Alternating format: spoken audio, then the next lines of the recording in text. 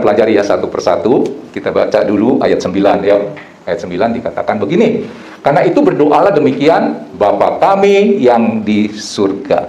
Saya sering ajarkan, kalau saudara berdoa setatnya Tuhan, doamu itu gak sah. Sini masih ada yang kalau berdoa setat dengan Tuhan. Saudara harus menunjukkan dengan siapa saudara sedang berkomunikasi.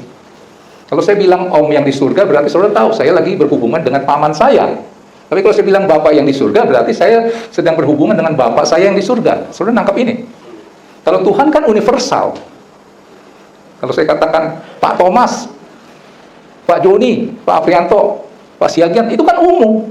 Tapi kalau saya bilang Papi, nah itu hanya boleh dipanggil oleh Evan dan Elvin. Saudara nangkep ini? Jadi harus start apa? Bapak.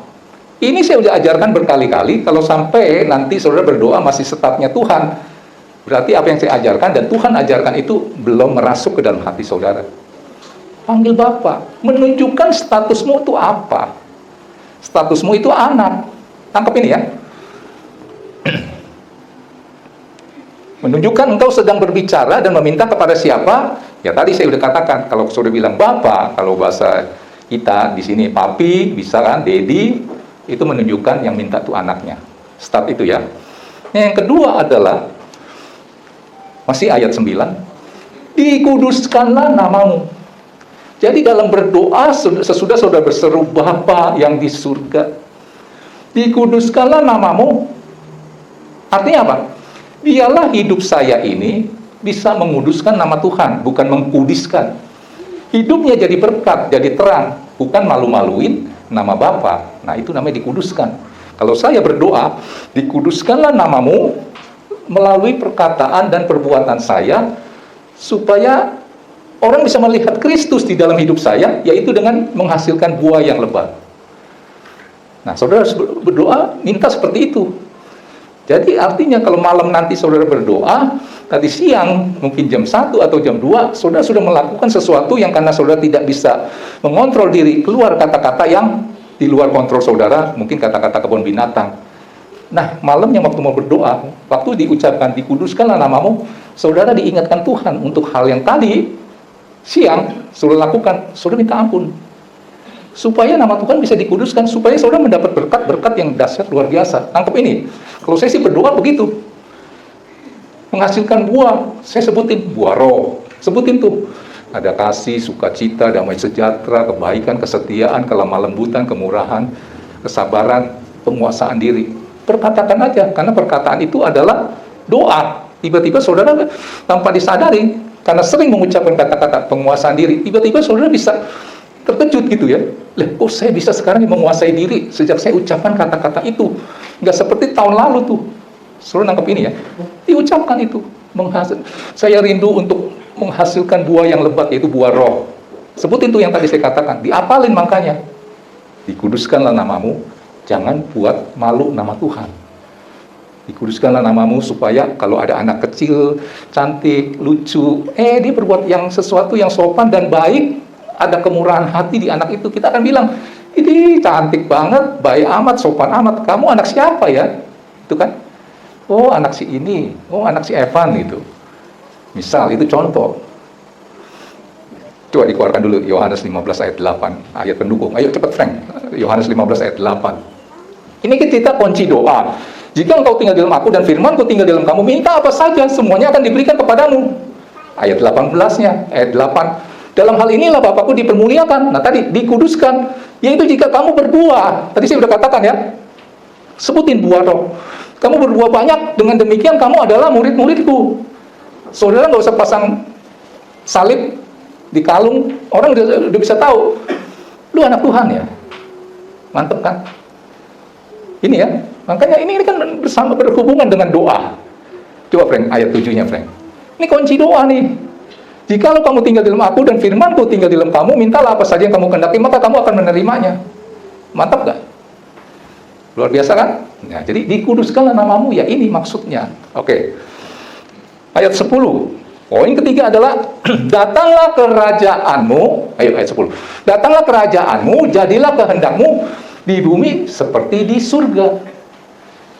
kerajaan itu bukan bicara tempat, tapi suasana, atmosfer, hukum kerajaan Allah, sedangkan surga itu tempat. Jadi suasana di surga itu, datanglah kerajaanmu, jadilah kehendakmu di bumi seperti di surga. Itu menarik suasana yang ada di surga hadir di dalam kehidupan kita sehari-hari. Apa itu kerajaan Allah? Saudara, kalau bicara kerajaan pasti bicara kemewahan ya. Makannya nggak mungkin nasi uduk, tempe orek, nggak mungkin. Pasti pikiran saudara makan kerajaan, makanan kerajaan itu seperti apa? Kerajaan bicara hal-hal yang bagus, yang mewah kan? Coba kita mau tahu dulu sebelum saya bahas yang ini ya, mendetailnya. Ayo Frank, Roma 14 ayat 17. Ayo cepat. Roma 14 ayat 17. Kerajaan Allah itu apa? Sebab kerajaan Allah bukan soal makanan dan minuman. Yang tadi saya cerita. Waduh, makanan raja tahu sendiri ya. Mewah-mewah. Tetapi soal kebenaran, damai sejahtera, sukacita oleh Roh Kudus. Suasana. Meskipun saudara makannya nasi, emping, sama tempe orek, suasana hatimu itu kerajaan surga, yaitu damai sejahtera dan sukacita oleh Roh Kudus. Nangkep ini ya.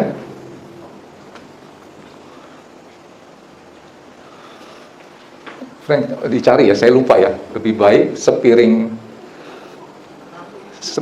sayur ya dengan kasih daripada lembu tambun. Wah, lembu tambun itu steak, rendang, wah makanan mewah-mewah, hamburger gitu. Itu nanti kalau Frank dapat dikeluarkan, karena saya nggak catat di sini ya. Nah, datanglah kerajaanmu, jadilah kehendakmu di bumi seperti di surga. Artinya, dalam kehidupan saudara, saudara mampu untuk menjalankan prinsip-prinsip kerajaan Allah. Tadi saya katakan kerajaan itu bukan bicara satu tempat, surga itu bicara tempat. Prinsip dalam kehidupan saudara menjalankan prinsip kerajaan Allah, di mana di situ akan menghasilkan damai sejahtera, sukacita. Oke, Frank, kalau nggak ketemu lupain aja. Nah, ini lebih baik sepiring sayur dengan kasih daripada lembu tambun, steak, hamburger, rendang dengan kebencian. Gak enak ya. Walaupun makannya steak, waduh, tapi benci banget sama si Anu gitu ya. Udah benci, iri lagi. Si Anunya sekarang diberkati 4 kali lipat dari saudara. Waduh, tambah amsyong tuh hati saudara. Gak enak saudara makan itunya. Steak itu terasa tidak enak. Saudara nangkep ini gak? Prinsip kerajaan Allah, contohnya gampang lah. Kalau tampar pipi kanan, kalau prinsip kerajaan Allah apa? Harus kasih yang tampar pipi kanan, kasih yang kiri. Sudah kata rugi kan? Prinsip manusia, iblis, dan kerajaan Allah ada 3. Manusia, kan ada ya satu ungkapan begini. Gua sih orangnya gampang aja. Kalau dia buat baik sama saya, gua akan berbuat baik sama orang itu. Kalau bisa 2 kali lipat. Itu kan prinsip manusia ya. Saudara pernah dengar kata-kata orang seperti itu nggak? Tapi kalau dia buat jahat sama gua, lu lihat aja, gua akan jahat sama dia 10 kali lipat. Pernah dengar? Itu prinsip apa menurut saudara? Dunia ya. Kebaikan, nih prinsip dunia nih, manusia yang tadi saya cerita. Kebaikan dibalas dengan kebaikan. Lu berbuat baik sama gua 1, gua akan berbuat baik sama lu 2 kali. Tetapi lu jangan macam-macam sama gua. Lu buat jahat sekali saja sama gua akan bikin lu susah sengsara. 10 kejahatan gua akan lakukan untuk lu. Pernah dengar seperti itu? Jadi prinsip dunia, kebaikan dibalas dengan kebaikan.